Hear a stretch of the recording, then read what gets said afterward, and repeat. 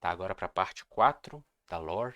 Lawrence, Coro, Orfanato, Semelhantes, João e Ebreta. Esse daqui tem Fala galera, conteúdo, Hades viu? aqui, que eu estou com mais um vídeo e sejam bem-vindos à nossa parte 4 da lore de Bloodborne. Estamos aqui com mais um pedaço dessa lore maravilhosa. Então antes de a gente começar a lore, eu peço pra você deixar seu like aqui para você me ajudar.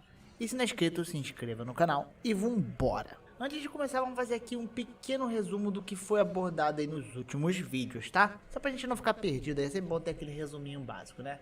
Então, Ok. a gente tem aqui essa imagem que eu montei pra vocês. A gente tem Bargenworth, que era liderado pelo Mestre William, que depois se dividiu, né? Se dividiu com a saída de Lawrence. Com a saída de Lawrence, ele fundou a Igreja da Cura, que administra o sangue de toda a cidade, né?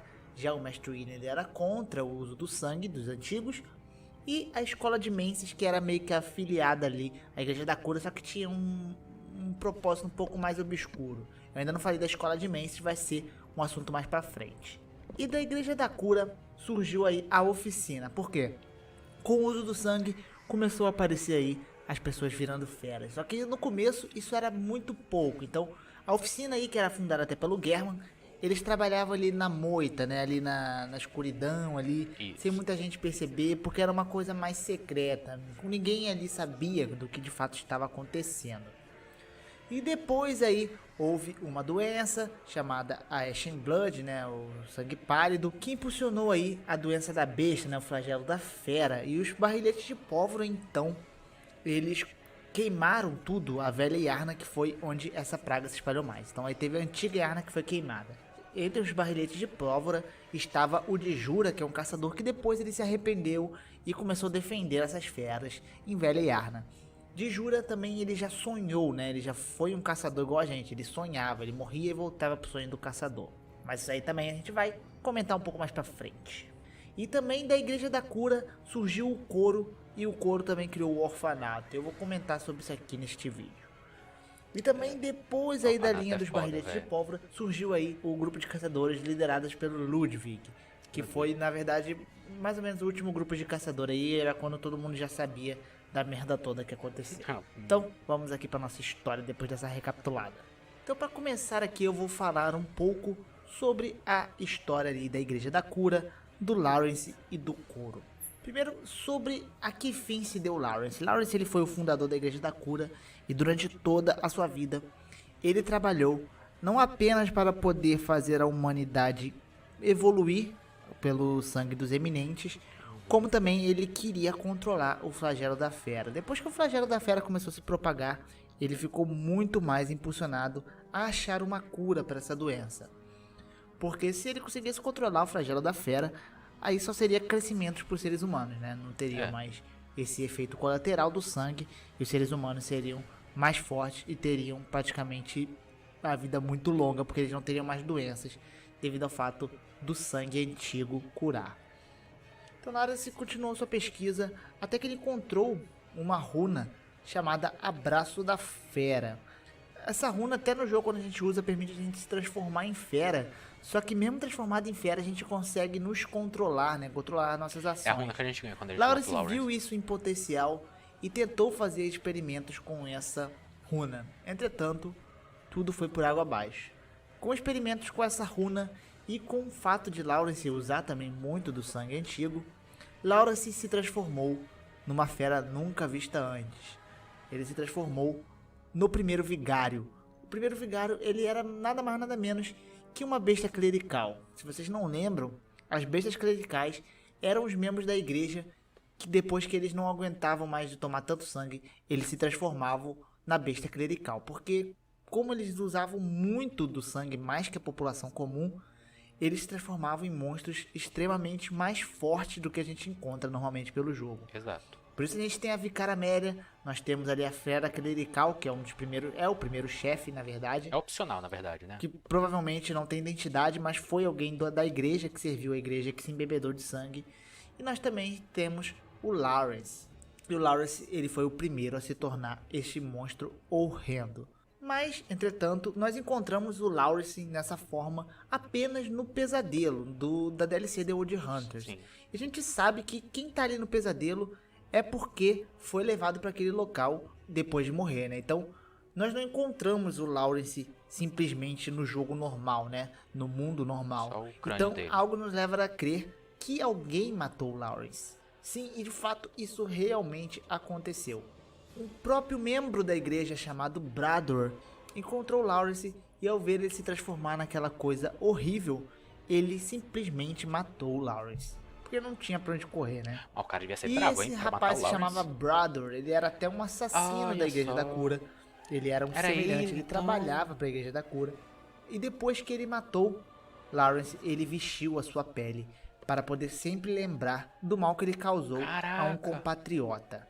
Então ele recebeu da igreja um sino, entretanto, um sino silencioso, um sino que não toca, para que seus segredos fossem mantidos. Apenas quem está perto da morte consegue encontrá-lo. E a gente encontra ele lá na DLC, né? Que ele também é arrastado pro pesadelo do caçador.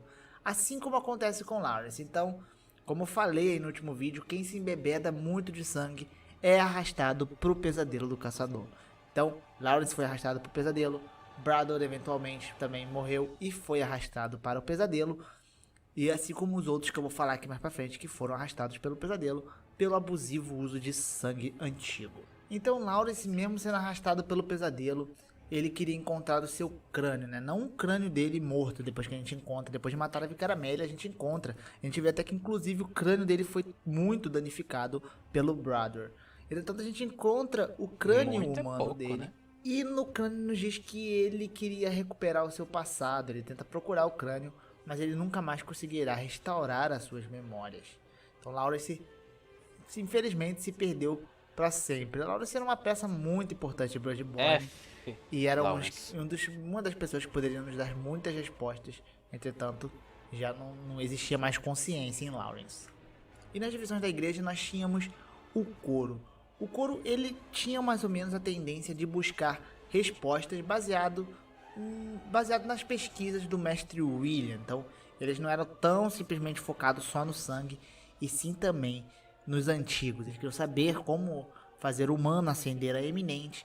Então eles participavam de várias pesquisas, muitas delas muito cruéis. Inclusive a Iosefka, ela era uma dos membros do coro, ela e a impostora, né? Tanto que quando a gente encontra a impostora, elas têm o mesmo rosto, ou seja, elas eram irmãs gêmeas. Só que, como a gente pode ver até onde vai, né, a pesquisa do coro, a Iosefka transformou sua própria irmã em um celestial, que é uma espécie de... não chega a ser um eminente, não chega a ser um eminente, mas eles são seres humanos que se transformaram e conseguem uma certa comunicação ali, uma certa evolução em relação meio aos termo, eminentes. vamos dizer assim. E qualquer pessoa que você manda para a clínica de Iosefka acaba sendo parte de experimentos ali dela, né, que é membro do coro. E a gente pode ver que realmente o coro não é um lugar muito legal para poder se viver, né? Então, em suas pesquisas do coro, começaram a pesquisar e começaram a ir a fundo nos cálices. Eles encontraram mais um eminente chamado Ebrietas. Essa dá dó de matar, mano. Que era um eminente que foi abandonado pelos seus irmãos há muito tempo atrás. Então o coro, usando o cálice de Lich, eles conseguiram trazer esse cálice para a superfície. Da última vez que isso aconteceu, né, foi quando Bardonworth teve contato com o primeiro sangue antigo. Agora o coro dessa vez também conseguiu. E foi a audiência que eles conseguiram, foram com Ebrietas, que é inclusive um chefe do jogo. Ebrietas auxiliou em partes aí a Igreja da Cura, inclusive com seus experimentos. Foi graças ao sangue de Ebrietas que eles conseguiram fazer celestiais, né, que são aqueles serizinhos azuis. E também aqueles celestiais com aqueles tentáculos, eu esqueci o nome agora daqueles celestiais, que eles servem como meio de comunicação com o eminente. Entretanto, temos alguns fatos curiosos e agora a gente vai falar um pouquinho sobre os eminentes, ou talvez eu chame de semelhantes. Por que semelhantes? Eles são parecidos, mas não são eminentes. É basicamente isso, galera. Vamos lá. Quando nós encontramos o Mestre William, ele está com os olhos vendados. Sim. Ele pode nos entregar conhecimento assim, bem de modo bem fácil, né? Ele simplesmente entrega conhecimento pra gente.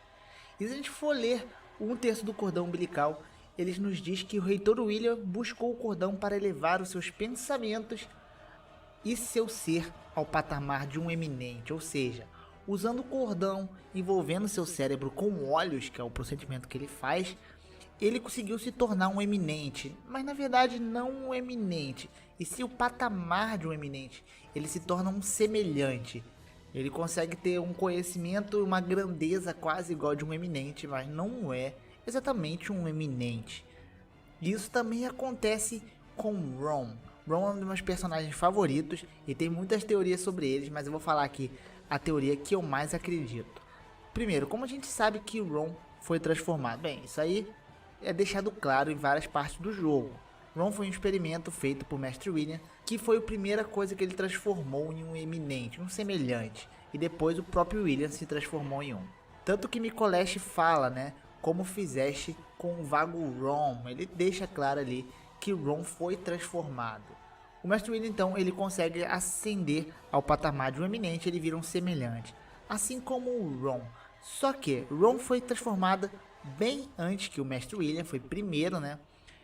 E Ron, por que Ron é chamado de vazio, de aranha vazia, The Vacuous Spider? Aranha Por que diabos inexpressiva. isso? Bem, quando a gente entra na luta contra Ron, inclusive a Ron, como ela é o semelhante, ela tem tanto poder, que o poder da Ron, inclusive, é poder mascarar a lua sangrenta, mascarar a lua vermelha.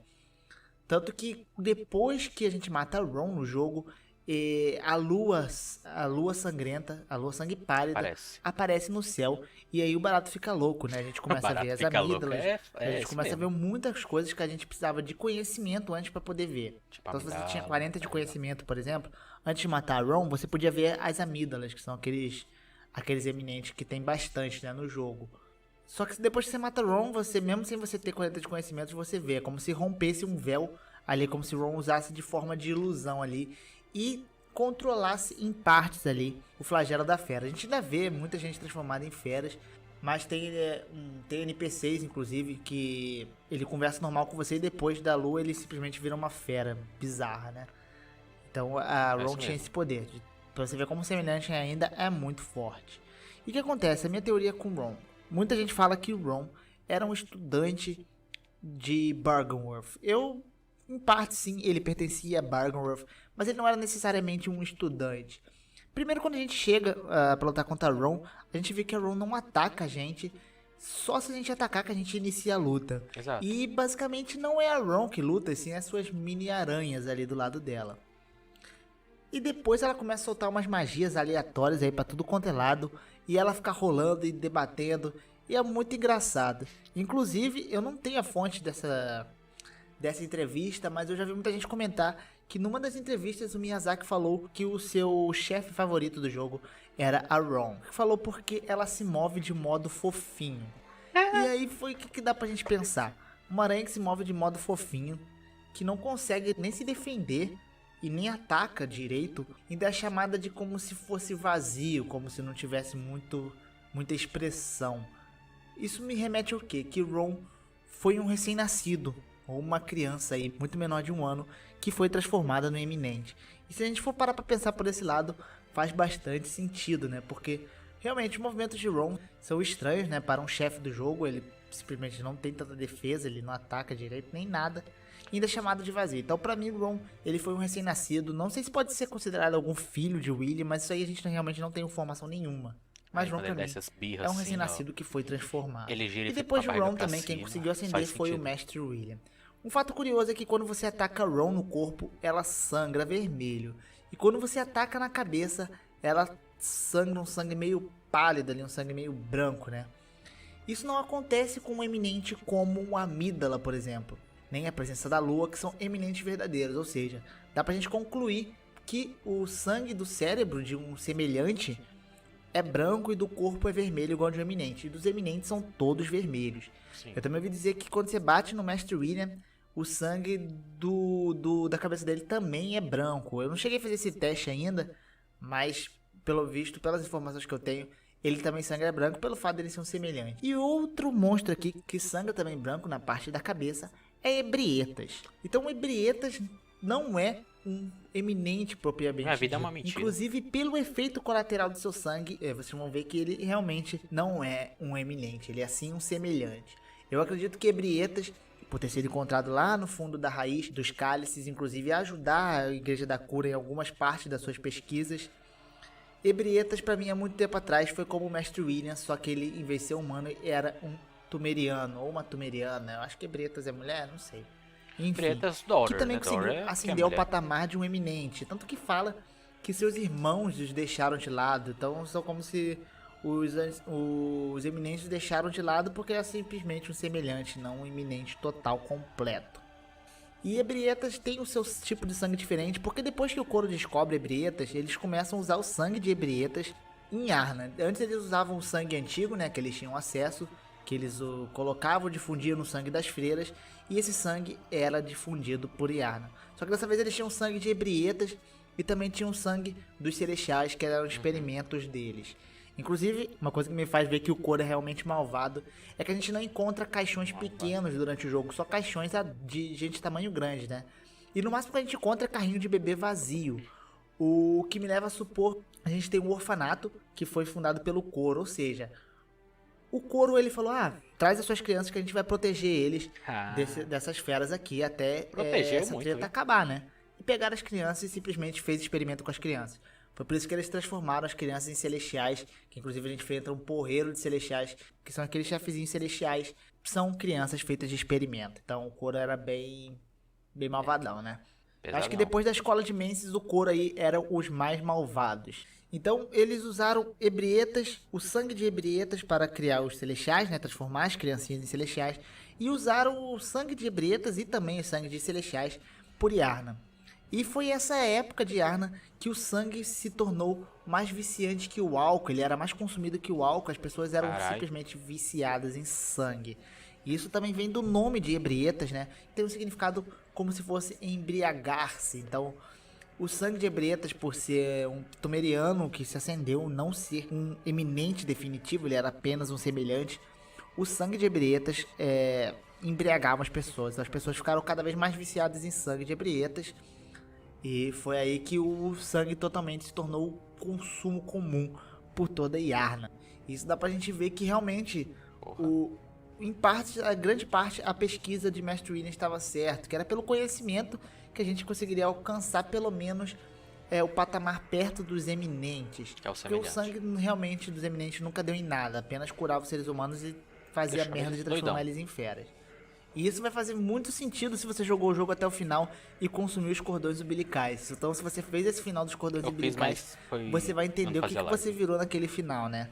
Então, é mais ou menos isso. Só que a gente vai deixar isso aí porque tá em ordem cronológica. Eu vou falar do final do jogo só no final de toda a história aqui, de toda a lore que eu tô contando. Inclusive, também, com Ebrietas, eles descobriram que para ascender ao eminente, para fazer as pessoas transformarem semelhantes ou conseguir algo parecido com isso, não tinha nada a ver com a água, né? Porque, como eu falei, o lugar que Maria tomava conta, eles cuidavam de fluidos cerebrais, colocavam água, tudo achando que é por causa que Cos veio do mar, ele achava que os outros vinham do mar. E não, na verdade, provavelmente eles viriam do cosmos. O que reforça aí que os eminentes podem ser uma espécie de alienígenas. É muito Tanto que aqui o símbolo fala, né? O Coro teve uma epifania repentina, muito por acidente. Aqui estamos nós com os pés plantados no chão. Mas e se o cosmos estiver bem próximo, logo acima de nossas cabeças? Eles começaram a perceber que os eminentes realmente não vêm da água, era apenas Cos, era uma exceção. E com o sangue de Ebrietas eles começaram a ter muito mais influência ainda, principalmente pelo sangue embriagante, e continuaram suas pesquisas aí. E continuando as suas pesquisas, o flagelo da fera já estava muito popular, né? As pessoas já tinham consciência do que estava acontecendo, então os caçadores começaram a sair realmente à tona, né? A oficina não existia mais nessa época. Os barriletes de pólvora já eram antigos, né? Não estavam fazendo parte mais ali dessa era atual. A velha arma já tinha sido destruída. Então surgiu a nova linha de caçadores, que era liderada pelo Ludwig. Que ele era um caçador muito forte e muito admirado pelos seus seguidores. E Ludwig também, ele impulsionava as pessoas a se armar e lutar contra as feras. Então qualquer um basicamente podia ser um caçador. Já não tinha mais nada dessa coisinha aí de se esconder. Bem, galera, então esse aqui é o vídeo. No próximo vídeo aí eu vou falar de Ludwig, vou falar de alguns outros caçadores aí que apareceram, como Gascoigne, que é uma das minhas lores